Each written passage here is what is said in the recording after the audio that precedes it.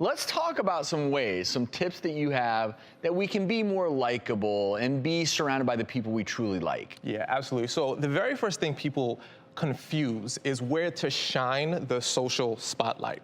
So here's what I mean by that. The feeling and experience that people have when they're in your presence are the characteristic traits that they assign to you.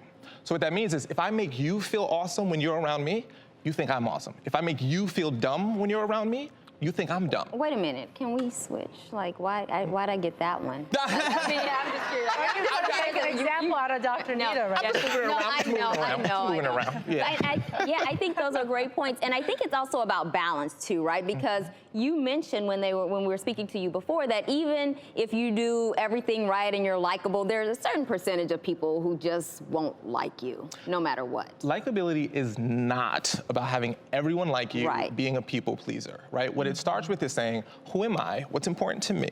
And then attracting like-minded people into that, right? So when you think about it, if I'm speaking 100% of the time in a conversation and you leave and you're like, I wasn't even part of that. Why was I even here? That's not a conversation where you're engaging relationships. And actually, those are the people you kind of don't like if you think about it, the person who has to constantly steal the spotlight. And isn't that one of your other tips, this concept of being the shine hijacker? The shine hijacker, yeah. So here's what it basically means.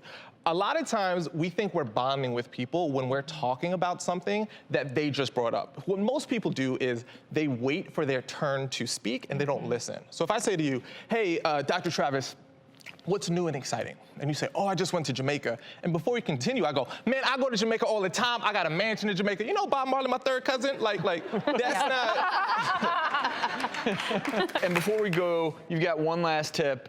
Yeah. What's this about being the freight train? Right. So a lot of times people think to be likable, they have to be perfect. So what they do is they take one emotion, let's say it's being happy or being joyful, and they just ride that one emotion. It's like a freight train moving forward. When in reality, the people we like, we care about the most, it's an emotional roller coaster. They're vulnerable, they're real, they're authentic. So instead of trying to have everything figured out, let people in. Let them know that, look, I'm not going to be perfect all the time.